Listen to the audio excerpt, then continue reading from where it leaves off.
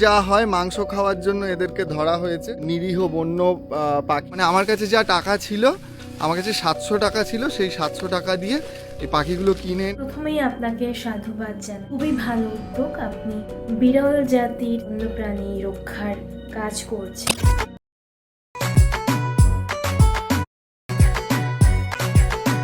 এটা কি আপনি একজন অ্যানিমাল রেস্কিউয়ার না? মাছেরা বোধহয় বিরল নয় বলে সেটাই মাছেদের একটা দোষ।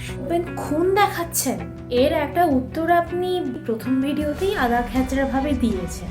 যে গরু যদি খাওয়া হয় তাহলে কচ্ছপ খাওয়া হবে না কেন? যদি ব্রয়লার মুরগি খাওয়া হয় তাহলে পাখি খাওয়া হবে না কেন? আমি স্টুপিড মন্তব্যের কোনো জবাব দিতে চাই না। আর আমি সেই স্টুপিড ভিউয়ারদের মধ্যে একজন।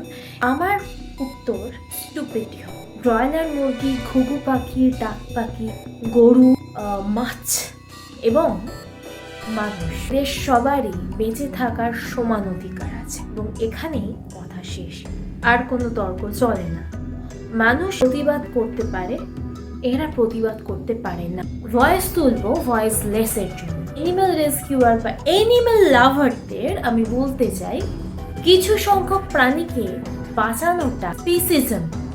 কৃত্রিমভাবে যে কোনো কিছুর জন্য পরিবেশের যে প্রভাব পড়ে তার কিছু ডেটা আমি তুলে ধরব। Pacific Oshane 1.6 million square kilometre area জুড়ে মাছ ধরার প্লাস্টিক সরঞ্জামে গার্বেজ সৃষ্টি হয়েছে এবং এই দ্বীপ প্রায় অর্ধেক ভারত অঞ্চল। প্যাসিফিক ওশান গার্বেজ প্যাচ আপনি যদি গুগলে সার্চ করেন আপনি দেখতে পাবেন। গবাদি পশু এগ্রিকালচারের জন্য একটা বছরে মানে একটা গরুর ঢেকুর থেকে 220 পাউন্ড পরিমাণে মিথেন গ্যাস বেরোয়, যেটা কিনা পরিবেশ দূষণের সহায়ক।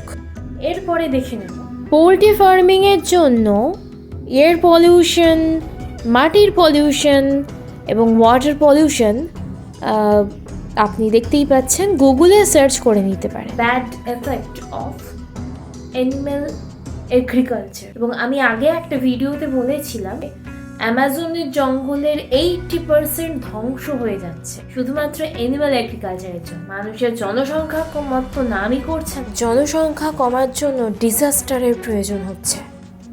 যে আমি কি খাবো না সেটা কি আপনি বলে দেবেন? এরকম ভাবে আপনি কিছু নিরীহ প্রাণীর স্বাধীনতা হরণ করে চলেছেন প্রত্যেকে। আমরা মোটামুটি সব কিছু ধ্বংস করে নিজেদেরকে মানুষ পৃথিবীর শ্রেষ্ঠ জীব। ওখানে আমি যদি প্রতিবাদ করি তো আমার পরিণতিও শামুক খোলের মতো হবে।